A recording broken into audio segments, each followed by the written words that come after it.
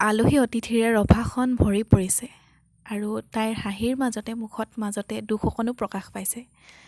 আজি তাইৰ জীৱনৰ এটা বিশেষ দিন, তাইৰ বিয়া।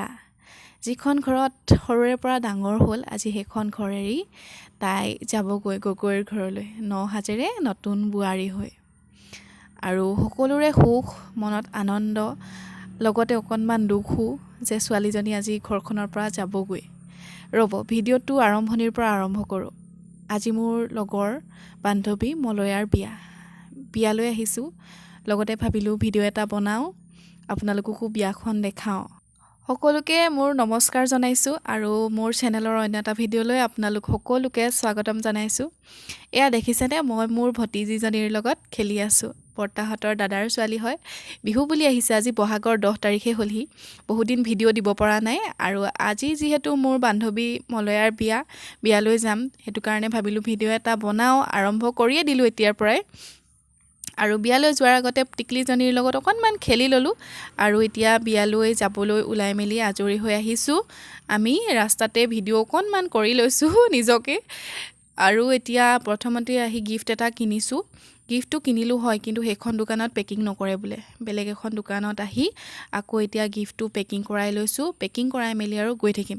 তাৰপাছতে আপোনালোকক বিয়াখন কি দেখাম। আমি সোনকালেই যাবলগীয়া হৈছে, যিহেতু মোৰ লগৰজনৰ কাম আছিলে।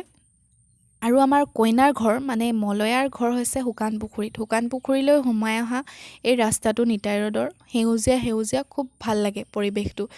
আৰু এতিয়া এনেকৈ আহি পালোঁহি আমি বিয়াঘৰত দেখিছেনে, অসমীয়াৰ সন্মান জাপি আৰু গামোচা দেখি ভাল লাগি গ'ল কিবা এটা।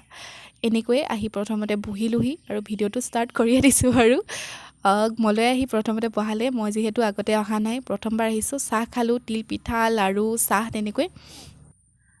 আৰু এইজনী মই বহি আছোঁ এনেকৈ। আমি অহাটো বহুত সোনকালে হৈ গ'ল। আচলতে অলপ দেৰিকৈ আহিম বুলি ভাবিছিলোঁ, যদিও লগৰজনৰ কাম আছিলে যে, সেইটো কাৰণে সোনকালে আহিলোঁ। আৰু বহুত গৰম। এইফালে দেখিছেনে, কইনাৰ আজি ব্যস্ত, আহি আছোঁ বুলি কৈছে। আৰু কইনা আহি বহিলহি ওচৰতে, কথা পাতিলোঁ চবেই। মা দেউতাৰ লগত চিনাকি হ'লোঁ আৰু লগতে বৰ্তা, দাদা, বা সকলোৰে লগত চিনাকি হ'লোঁ। এইফালে আমাৰ মলয়াহঁতৰ বৌ হয়। আৰু এয়া প্ৰস্তুতি। আমি চবেই লগ লাগি এনেকৈ কথা বতৰা পাতিলোঁ।